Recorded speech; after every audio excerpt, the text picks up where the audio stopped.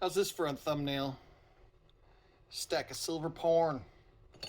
So this is my regret story video on vintage silver bars. Hopefully that didn't just blow out your microphone or your speaker. So I've mentioned before that I've been stacking for quite some time and had a really cool selection of vintage bars that I just bought because they were available and they were cheap. I had some of the what do you call them? The San Francisco SA office bars that were used for, I'm not sure what they're used for Comex, I think. But they're 10-ounce extruded bars. And so I had a few of those. I had some other vintage bars. I can't even remember what they were. I had some poured Inglehearts and things like that. And we moved across the country, and this is where you get to the regret part, where you're dropping 10-ounce bars on the ground. We moved across the country. We needed to do some repairs on the new house that we'd purchased. It wasn't a new house. I like older homes. But we needed some repairs done. It was going to cost maybe $4,000 or $5,000, and I had blown all our money on the move across the country. It was like $10,000 to get across the country with a whole household and a family of 5. So I figured I'll just sell some silver. This was quite a while ago, so you'll have to forgive me for my transgressions. But I figured I will pull out the ugliest bars and sell those because I'd rather keep the pretty ones. The ones that look all purty. Jeez, these capsules are just sucky. I went through a capsule phase for the 10-ounce bars, as you can tell. These are just the ones I had handy. But so I figured I'd sell the bars that were ugly. So I sold some vintage Ingleheart, the San Francisco SA office bars, and just a bunch of ones that there were some loaves, some of the classic design that were like pyramid type, or like I don't know what you call them. They look like 1,000-ounce Comex bars, but they were only 10 ounces. Really cool, stereotypical bullion bar shape, I guess, the movie style.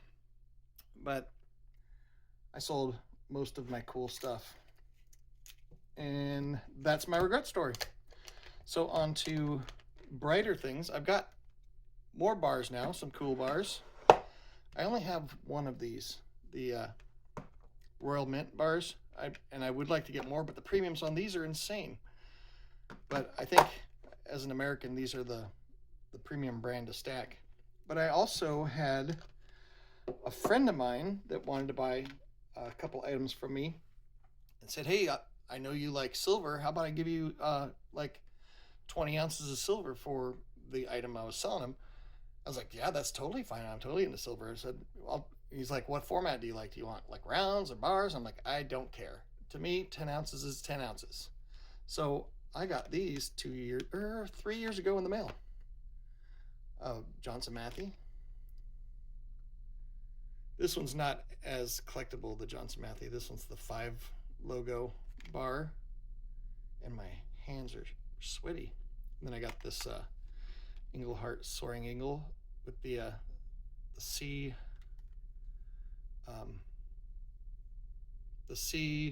what is it? Serial number. Jeez, my brain is not working today. I've had an interesting day. So I got these two, and I had this Ingleheart. This is a 5 logo. Let me show it on the camera. I was looking at it off camera. My brain is just not working today.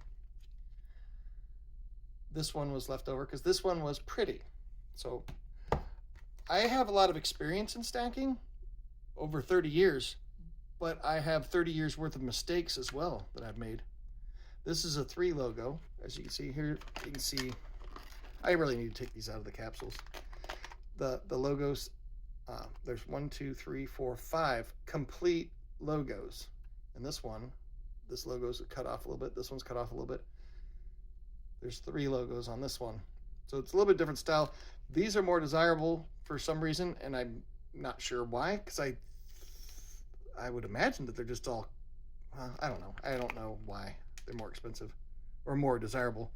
And there's the serial numbers. This one has an alphanumeric serial number, and this is only numbers. I would imagine one in the hundreds of thousands wouldn't be that collectible, but maybe someday I'll find out, because these are never going anywhere. And I don't think I have any other vintage stuff. People that know me know that I'm a huge fan of the Royal Mint and everything that they do. So I've got a few Britannia bars. These are the only ones I have here on hand. These ones look vintage, but they're not. These are Silvertowns, and I think they're still made today. They're kind of cool looking, but I also had to get the when Wall Street Silver was doing their thing, I had to get a couple of their bars from Silver Gold Bowl. So there's 2 different styles. These had a high premium. I think I paid, well, at the time I think I paid $269 each for them, which today that's a screaming deal today. Morgan bar. I don't think these are. I think these are still. These are Buffalo bars. I think these are still made today. And of course, we got the Royal Canadian Mint. This is just going to be a silver porn video. I like the design of the Provident Metals bar, so I had to get one. And then I've always enjoyed the Asahi bars, so I've been collecting a few of these as I go. What else? The 007s. I've always been a James Bond fan, so I had to get some of the Diamonds Are Forever bars. I think I got 4 of these. And I went overboard on them. I got 2, 3. These are all the same, I believe. 4, 5. And I think I might have a couple more at another location. And then if you saw my 100-ounce bar flex video, you'd see that I started collecting the Great Engravers series. I did not get any of the Una and the Lion bars in 10 ounce. I've only got a 100-ounce bar, and then I got a 1-ounce bar that I gave to my daughter for Christmas. So I've got 4 of the 3 Graces bar, and I figured, I don't know, these ones were just never as desirable as the Una and the Lion bar, but I figured I'd get 4 of these, and if someday I find somebody that wants to trade, I will happily trade, at least just for one, because I have to have, you get OCD about this stuff. You have to get 1 of each. And these Mint ID bars, I've never been a big fan of the RFID technology. I don't need an RFID to verify that my silver is real, and I don't care if if this is a fake one and it's pure silver, who cares? Nobody, of course, nobody would ever build a pure silver Mint ID bar, but I have a verifier to check this stuff. And then I have to get the John Wick stuff. I've got the other 10-ounce bars, the loaf poured bars. Those are really cool. I don't have them here though. And this is not a 10-ounce bar. And I bought this because it looked cool. And I thought I do have. This is I've got the 10-ounce and the 250 gram. I kind of regret buying this one because, you get OCD about stuff. I don't have anything that's 1/4 kilo, and in America we don't use the metric system. It'd be much easier if we did, but we don't. I've also got this St. Helena. I think this is a 2021 Victory Through Harmony. 2022. This is the 2021. And this is a 2022. Anyway, hopefully this sound isn't too quiet. I need to get a microphone that's worth a darn. I tried out this other microphone, the one I'm using now, and it's just not good. I just noticed that it's knocked over, so I've probably already blown out your speakers and ears. The Wall Street Mint. Can't remember when I got that, but I think these are still available. This one I got as a random 10-ounce bar from probably SD Bullion. This one's my only Nadir bar. I don't know why, I've just never been a fan of the Nadir logo. And I like the Ital Preziosi bars. I think they're cool. They're LBMA good delivery bars. So it's just an added layer of whatever. And then I've got the this Geiger. This is actually this is a 10-ounce Geiger bar. I've also got the square one. I've got the square 100-ounce one and the square 10-ounce one, and I think I've got a 100-grammer and a couple others in the square. But this is the only rectangular one I've got. I was going to show this 5-ounce Mint ID bar. I got this out of the generic bin at a local coin shop a couple years ago, but it's the exact same size. This direction, it's just twice as thick.